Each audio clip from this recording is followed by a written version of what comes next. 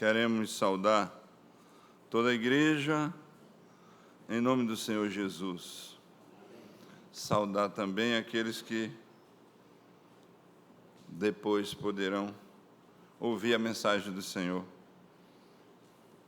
através do áudio que vai ser gravado. Também queremos louvar a Deus porque o Senhor falou aos nossos corações nesta manhã. E eu pude ver, eu pude também perceber na minha vida, quando nós cantamos, Jesus, que doce nome. Só Jesus pode ser chamado de Senhor e que tem um doce nome, que é capaz de trazer alegria aos nossos corações. Só o Senhor pode trazer a verdadeira alegria aos nossos corações, e nós teremos o privilégio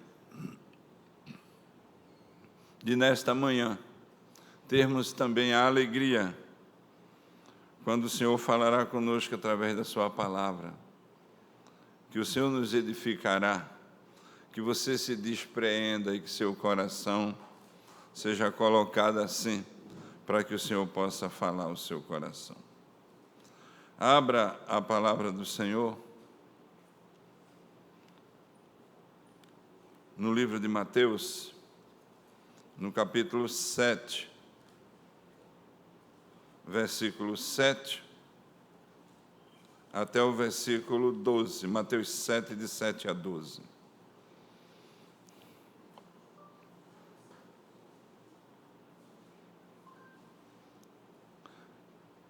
Mateus, capítulo 7, versículo 7 em diante, diz assim: Pedi e dá-se-vos-á, buscai e achareis, batei e abri-se-vos-á, pois todo o que pede recebe, e o que busca encontra, e a quem bate abrir-se-lhe-á. Ou qual dentre vós é o homem que, se porventura o filho lhe pedir pão, lhe dará pedra? Ou se o filho lhe pedir um peixe, lhe dará cobra? Ou ainda, ora, se vós que sois maus, sabeis dar boas dádivas aos vossos filhos, quanto mais vosso Pai, que está nos céus, dará boas coisas aos que lhe pedem. Tudo quanto, pois, quereis que os homens vos façam, assim fazei-o vós também a eles, porque esta é a lei e os profetas. Oremos ao nosso Deus. Senhor, louvamos o Teu nome pela Tua palavra, pelo Teu Espírito que habita em nós, pela Tua palavra que tem falado aos nossos corações, pois o Senhor é glorioso e está no meio de nós. Te louvamos, aplica a Tua palavra em nossos corações, em nome de Jesus. Amém. O Senhor Jesus,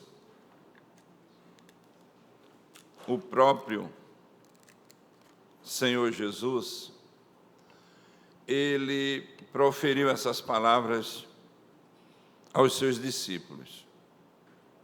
Foi Jesus que disse aos seus discípulos essas palavras que nós lemos aqui nesse momento.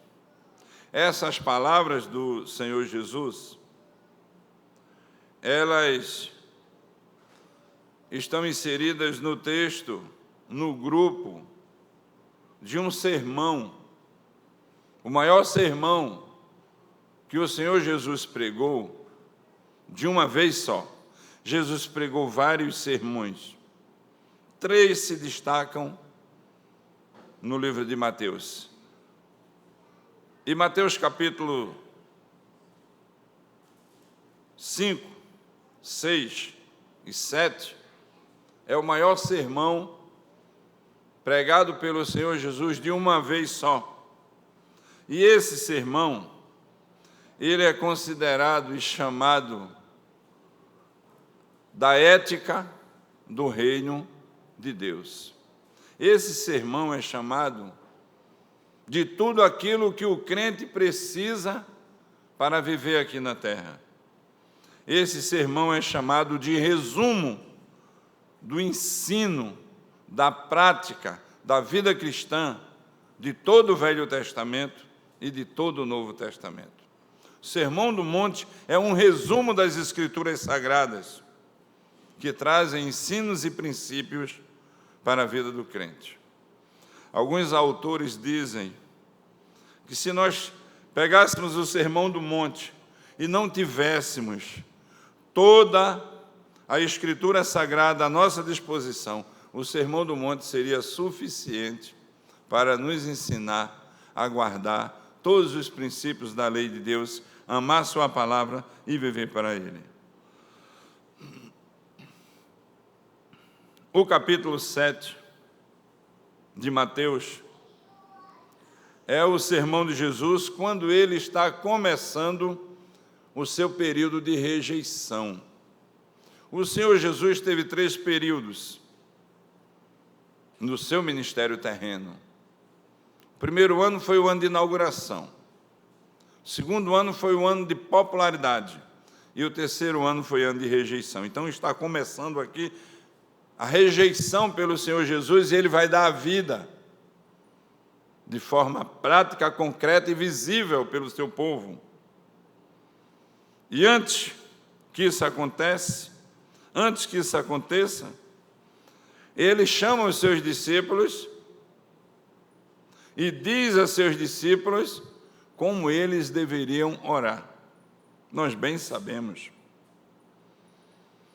que no capítulo 6, do versículo 5 até o versículo 8, o Senhor Jesus diz como o crente não deve orar e traz 2 ensinos a respeito da oração. Ele diz que o crente não deve orar como um hipócrita, só um representante. Depois, ele diz que Deus conhece as necessidades de cada um, de cada indivíduo, de cada crente. Em seguida, ele diz, não ore como os gentios, não acredite que as suas repetições irão mover o coração de Deus, mas que você deve acreditar, não só que o Senhor conhece as suas necessidades, mas que você deve se reservar para orar e viver uma vida em secreto com Deus. A vida do cristão, a sua vida de oração, a maior parte do tempo da vida de oração é uma vida de oração secreta com Deus.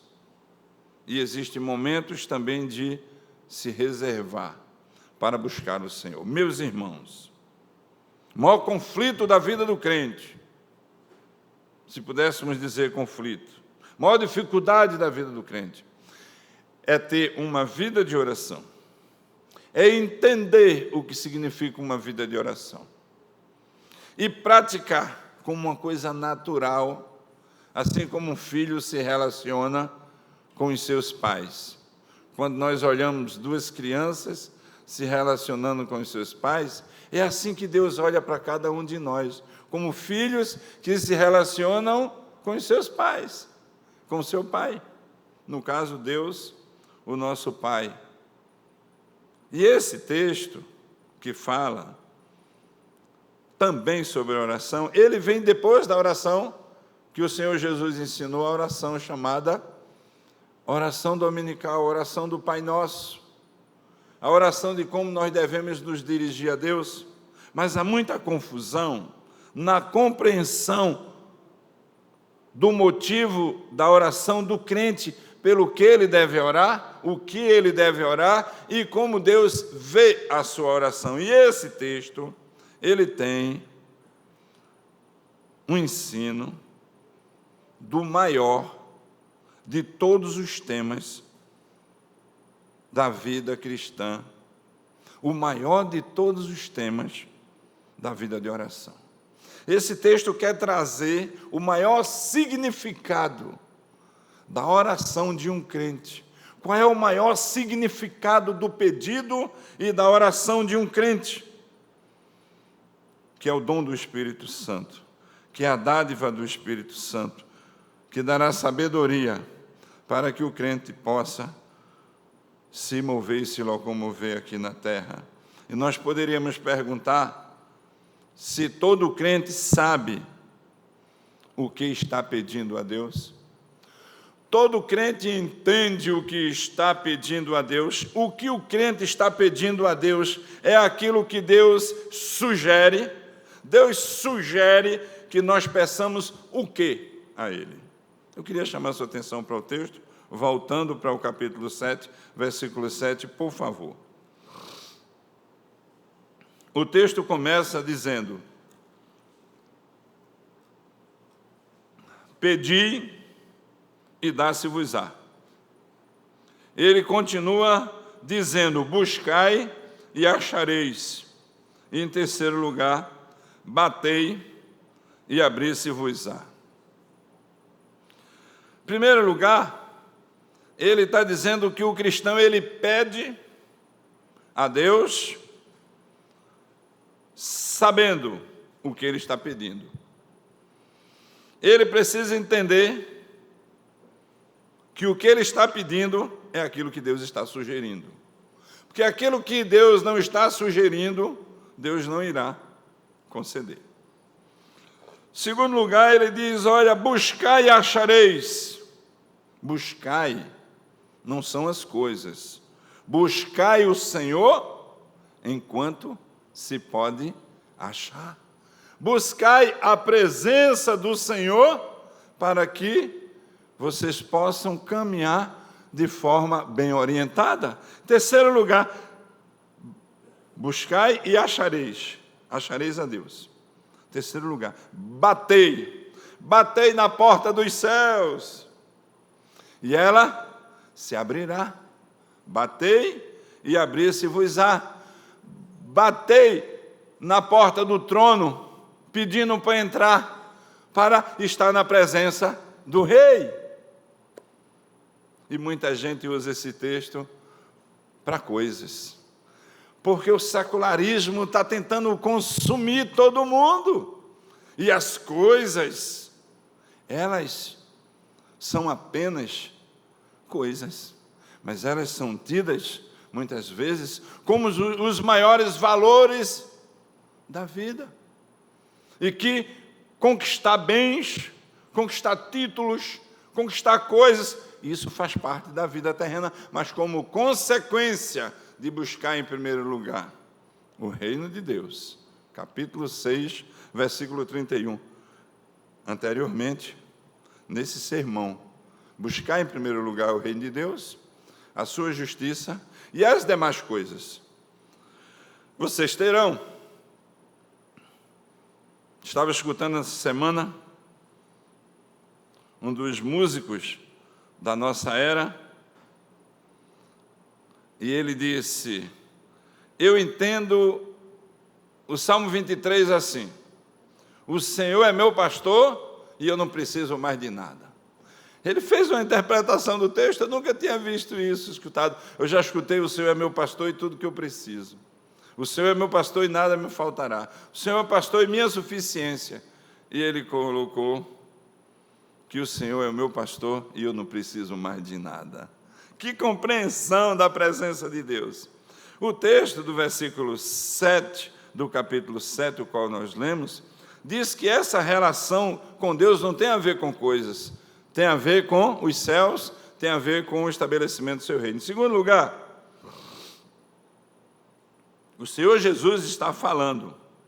Jesus não fala e aplica. Jesus não ensina e faz a aplicação. Ele já continuamente vai aplicando. A mensagem de Jesus é diferente da mensagem do pregador, né? O pregador prega e aplica. Jesus já aplica e aplica, só faz aplicar. Olha o que ele diz no versículo 8. Pois todo aquele que pede, recebe. Todo aquele que busca, o Senhor encontra. Todo aquele que pede a sua presença, recebe. Todo aquele que busca, encontra. E todo aquele que bate, os céus abrem a porta. E o Senhor disse, se eu não abrir a janela dos céus, vai acontecer o que na sua vida? Você não vai ter saúde, você não vai ter nada, você não vai ter espiritualidade, você não vai ter conduta, você não vai ter a minha presença. Eu abri as janelas dos céus, você vai lá e bate. Agora ele vai fazer uma comparação. Ele vai comparar. Por que, meus irmãos, o Senhor vai comparar? Porque o Senhor Jesus, ele sempre faz comparações para que o povo entenda melhor a sua mensagem. E olha o que ele vai dizer no versículo 9. Qual dentre vós é o homem que, se porventura o filho lhe pedir um pão, ele lhe dará uma pedra? Qual é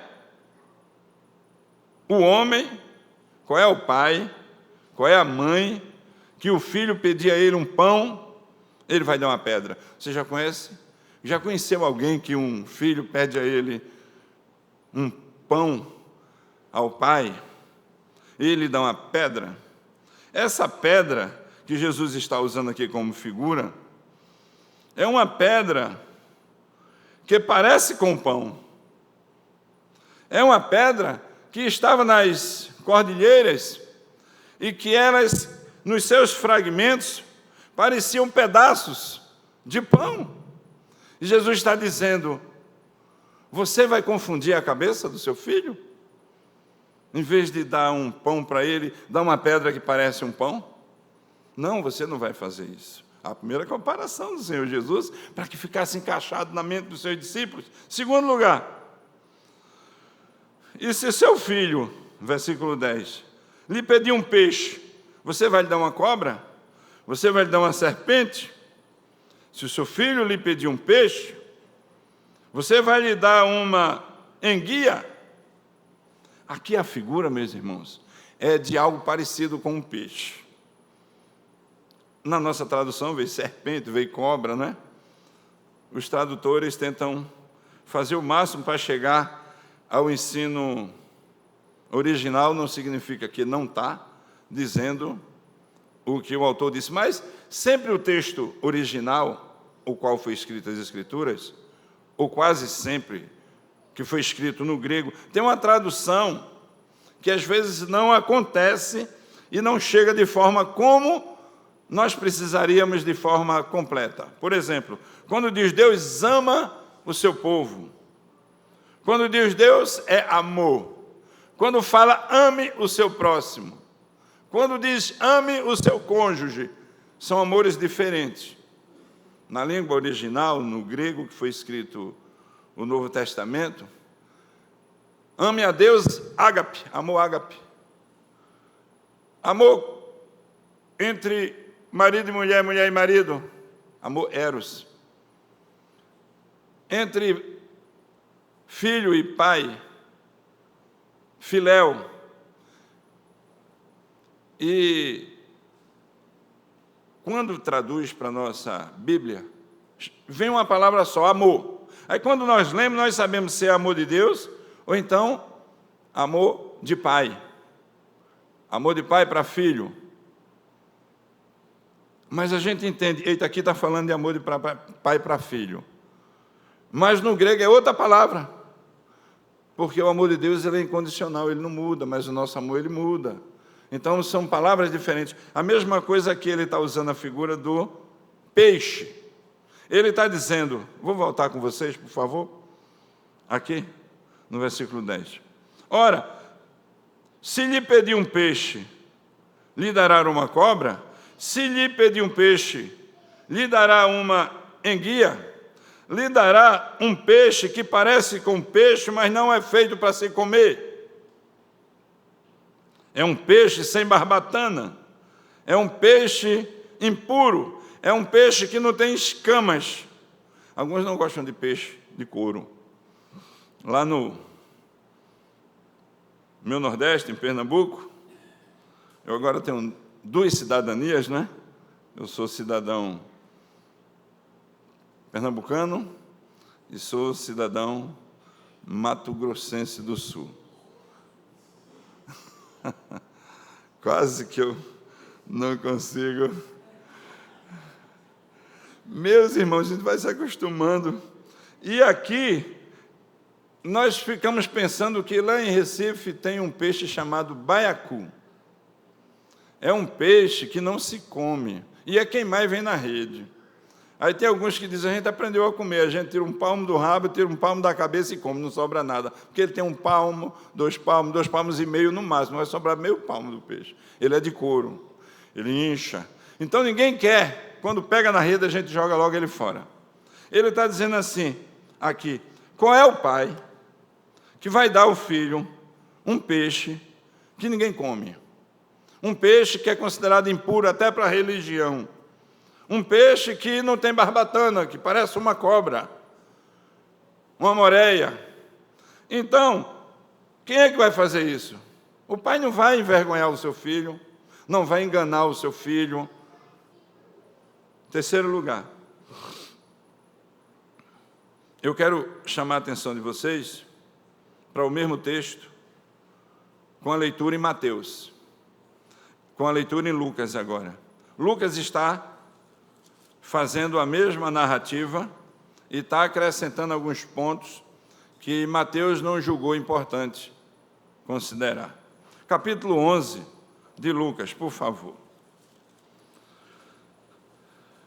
Versículo 9 até o versículo 13. Por isso vos digo, pedi e dá-se-vos-á, Lucas 11, de 9 a 13.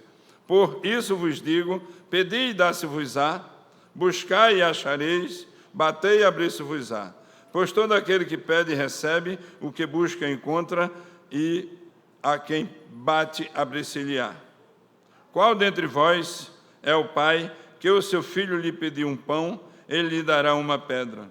Ou pedir um peixe, ele no lugar do peixe lhe dará uma cobra? Ou se lhe pedir um ovo, lhe dará um escorpião?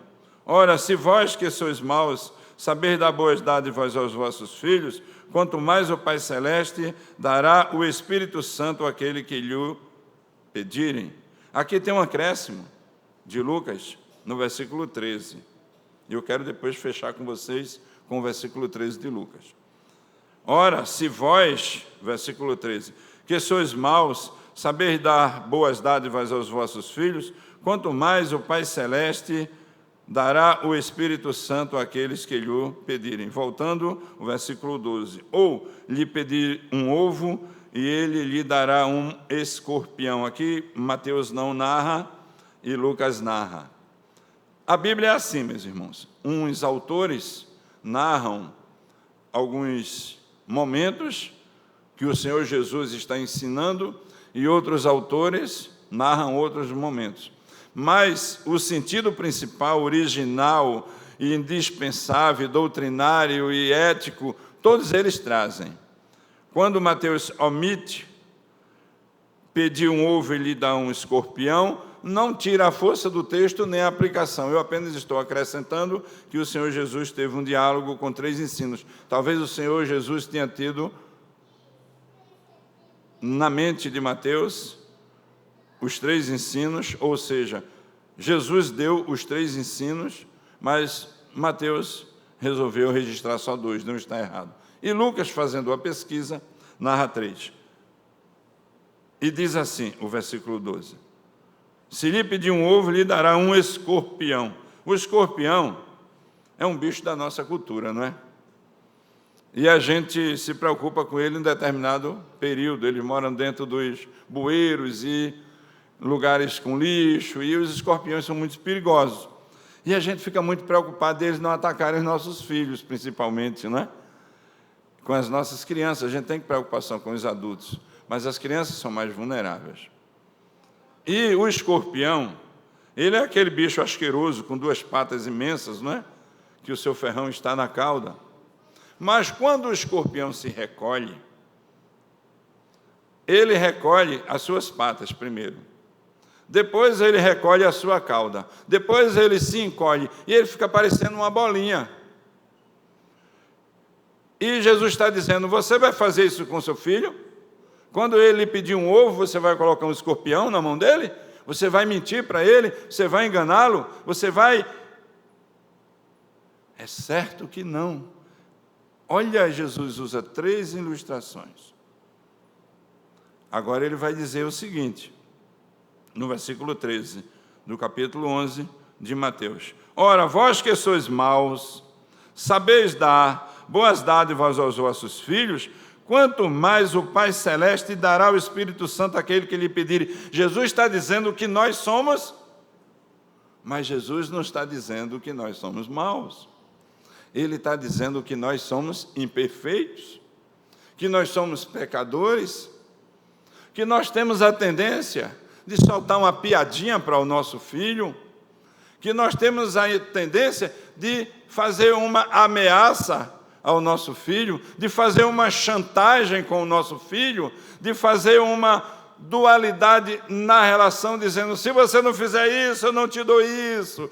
Se você não fizer assim, já sabe, vou te colocar de castigo, vou te puxar pela orelha, e às vezes até precisa mesmo puxar pela orelha. Mas nós somos imperfeitos, e nós erramos com os nossos filhos. Quem é aqui que nunca errou?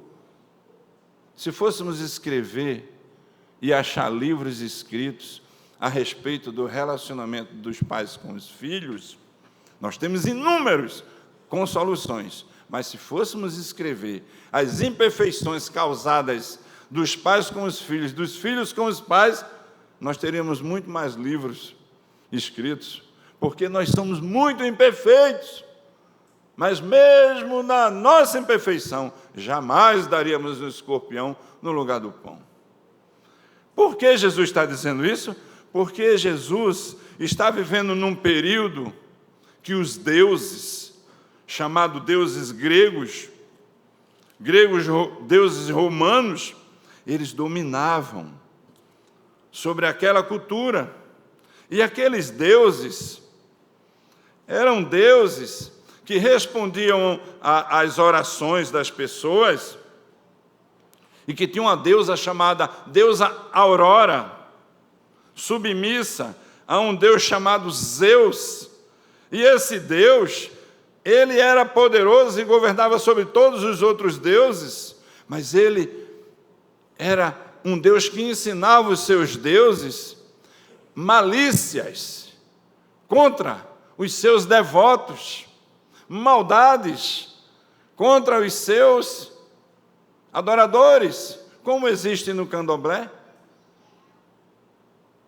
na Umbanda, que uma pessoa faz um despacho ou uma cerimônia espiritual para conquistar o coração de determinada pessoa, e conquista uma pessoa que é casada com outra pessoa. Ela traz um aparente bem para si, mas um mal para o outro, porque aquele Deus é um Deus que faz o bem para um e o mal para o outro. E nesse período aqui, o Zeus era o Todo-Poderoso, mas ele dominava sarcasticamente os seus fiéis. E Jesus está pegando esse ponto para dizer quem é o nosso verdadeiro Deus.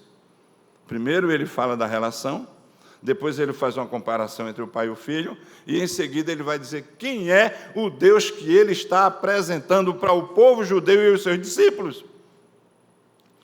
E conta-se que a deusa Aurora, ela ficou apaixonada pelo ser humano, terreno, mortal, o Teotônio. O Teotônio se engraçou pela deusa Aurora, isso é um conto, uma lenda, mas era da religião da época, e ela se apaixonou por ele, mas ela percebeu que ele não era eterno, e ela é eterna, porque ela é deusa, e ela procurou Zeus, e numa conversa, numa festa, Zeus disse para ela, pede o que quiseres e eu te darei, e ela disse, eu queria que você desse a eternidade a Teotônio, o qual eu amo tanto. Zeus disse, será feita a tua vontade. E deu a Teotônio a imortalidade.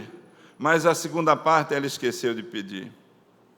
Ela não pediu que ele não envelhecesse.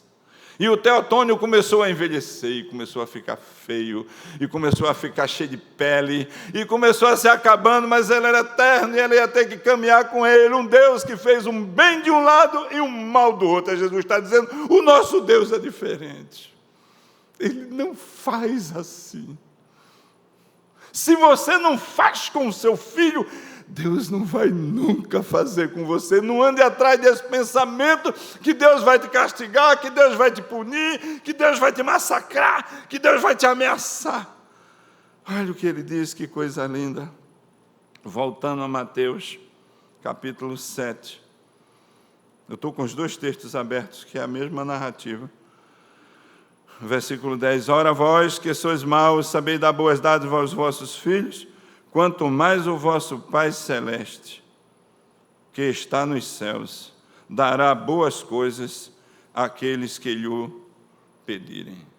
Deus é a fonte de todo bem. Deus é a fonte de toda bondade. Deus é a fonte de toda sabedoria. Deus é a fonte de todo perdão. Voltando para Lucas capítulo 11, versículo 13. Quero ler novamente, vai ficar fixado na minha mente e na sua. Ora, se vós que sois maus, sabeis dar boas dádivas aos vossos filhos, quanto mais o Pai Celeste dará o Espírito Santo àqueles que lhe pedirem. Eu comecei essa mensagem dizendo qual é a maior de todas as orações, a mais significativa e a plataforma da vida do crente. E ficou para responder. Mas o Senhor Jesus é quem responde. Ele diz aos seus discípulos que quando eles estão pedindo, quando eles estão buscando e quando eles estão batendo, eles devem fazer isso pedindo a Deus o Espírito Santo.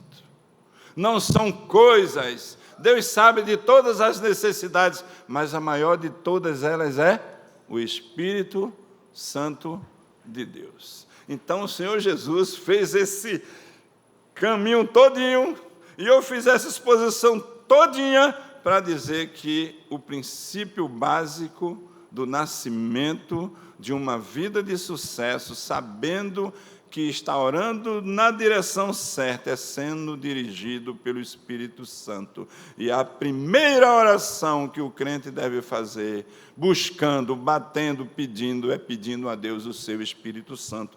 E o texto diz: o Pai Celeste dará o Espírito Santo àquele que lhe pedirem. E é isso que nós vamos fazer hoje. É agora que nós vamos orar, pedindo que Deus nos dê o seu Espírito. E eu quero fazer uma aplicação no sentido de que há dois significados aqui. Primeiro, é pedir o Espírito Santo para que ele habite no crente. O crente precisa do Espírito Santo. Então, no dia da conversão, presta bem atenção, você recebeu o Espírito Santo. Você tem o Espírito Santo de Deus. Você foi batizado com o Espírito Santo de Deus. Você foi selado com o Espírito Santo da promessa. Você é guiado. Então, aqui a aplicação é o enchimento da plenitude do Espírito de Deus. Qualquer crente que estiver pleno do enchimento, da presença do Espírito de Deus, ele sabe para onde ele está indo. Ele sabe o que está na mente do Espírito, porque o Espírito de Deus não só testifica com o seu Espírito que ele é Filho de Deus, como o guia em toda a verdade. E o pedido relacionado ao Espírito Santo é que ele dê sabedoria, de sorte que nós nos conduzamos de forma que agrade a Deus e que tenhamos uma vida saudável na terra. E eu queria finalizar, voltando para o texto, capítulo 7 de Mateus, do versículo 7 até o versículo 12. Versículo 12 do capítulo 7. Tudo quanto, pois, quereis que os homens vos façam, assim fazei-o vós também a eles, porque esta é a lei e os profetas. Aqui é o teste. o teste para saber a dimensão da minha vida com o Espírito Santo. É incrível, meus irmãos, como esse texto começa de um jeito e continua de outro e termina de outro totalmente diferente. Começa falando de pedido, de buscar, de bater, depois diz, é o Espírito Santo que você tem que buscar e bater. E ele finaliza dizendo, isso é demonstrado através da sua relação com o seu próximo. Quer testar se você tem o Espírito Santo, se você está cheio do Espírito Santo, sua relação com o seu irmão e sua relação com o seu próximo. E é difícil, meus irmãos, levar isso a sério sempre. Espero que nesta manhã, acredito que nesta manhã, nós estamos refletindo de forma inteligente, sábia, que essa é a oração, aquilo que você quer. Olha só, tudo quanto, pois, quereis que os homens vos façam, assim fazei também vós a eles. Vocês percebem que aqui está na positiva, e a nossa cultura, no máximo religiosamente que ela vai, está na negativa. Ele diz assim, não faça com os outros aquilo que você não quer que faça a você. E aí termina, não é isso? Ou não faça com aqueles um mal que você não quer que se faça mal com você. Olha, aquilo que você não quer que faça com você, não faça com o outro. Jesus diz, não, isso aí é mais fácil. Agora, mais difícil é você querer para as pessoas aquilo que você quer para você. O que é que você quer para você? O que é que você deseja para você? O que é que você busca para você? Busque para os outros. Deseje para os outros. Prospere e faça outros prosperarem. Seja abençoado e abençoe a outros. Receba a graça de Deus e seja gracioso com os outros. É isso que Jesus está dizendo. É o teste da dimensão, da quantidade, da unção do Espírito Santo na vida do crente. E alguns ainda dizem que os presbiterianos não creem no Espírito Santo, são soveterianos, são gelados. Não, meus irmãos, nós temos a doutrina certa, temos a exposição certa, difícil é praticar. Essa vai ser a nossa oração nesta manhã, Senhor. Eu estou te pedindo o Espírito Santo. Senhor, eu estou buscando o Teu Espírito. Senhor, eu estou batendo nos céus. Que o Senhor derrame o Teu Espírito sobre a minha vida. E esse desejo, que o Senhor derrame o Espírito na vida dos meus irmãos. Aquilo que eu quero do Espírito Santo para a minha vida, eu quero na vida dos meus irmãos. Vamos orar. Muito obrigado, Espírito Santo de Deus que habita em nós. Louvado, exaltado, bendito seja o santo nome do Senhor. Queremos louvar o Teu nome pela Tua palavra. Ó Deus, como eu estou emocionado com a Tua palavra. Ó, que cada irmão meu também esteja emocionado com a Tua palavra. Ó Deus, como eu estou convicto de que isso é verdade, que o Senhor me dará o Teu Espírito. E que eu quero desejar isso também para os meus irmãos. Ó Deus, que eu possa desejar para cada um, que possamos desejar um para com o outro, que o Teu Espírito seja derramado, para que esse ano de 2024, o Senhor possa fazer uma obra gloriosa na vida da Tua igreja, nos familiares da Tua igreja, nos desviados, em todo bairro, toda cidade, em todo estado. Usa-nos, Senhor, que desejemos a mesma salvação que temos para aqueles que não têm. Que desejemos a mesma vida eterna que nós temos para aqueles que não têm. Muito obrigado. Aleluia, aleluia, amém. Recebam a bênção, meus irmãos.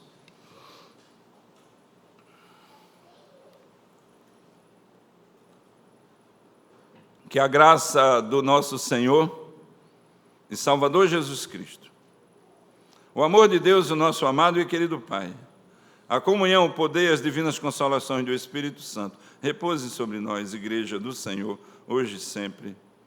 Amém. Podemos nos assentar? Temos alguns avisos. Meus irmãos, o próximo domingo é o terceiro domingo, e aqueles irmãos que puderem e quiserem trazer uma oferta direcionada para ação social, poderão fazê-lo. Nesse terceiro domingo é recolhido também os alimentos, então aqueles irmãos que quiserem trazer em alimento a sua doação também pode estar trazendo. desorganizar, vamos nos preparar para poder apoiar o trabalho da Junta Diaconal, que a Junta Diaconal tem feito de entrega de cestas básicas. Também estamos com a nossa inscrição para o retiro, né? O nosso retiro já está aí, né? Estamos a menos de um mês já do retiro, e a gente precisa organizar as coisas, e precisamos também que os irmãos façam suas inscrições. No nosso mural ali tem já as informações do retiro, e também tem o telefone de contato da Claíla, da irmã Claíla, que está responsável pelas inscrições. A inscrição é online, ela vai mandar um link e você vai poder fazer a sua inscrição online. Nesse mês ainda está sendo possível dividir em 2 vezes, então aproveite, faça a sua inscrição para que não deixe para a última hora. Temos algum visitante essa manhã? Alguém que está nos visitando? Deus abençoe, Deus possa abençoar, que possa voltar outras vezes. Os irmãos que estão próximos, por favor, cumprimente nosso irmão visitante, e também cumprimentem-se uns aos outros. Que tenhamos um bom domingo, e dentro de 10 minutos iniciaremos a nossa escola bíblica. Será classe única, as crianças no primeiro andar e os adultos no templo.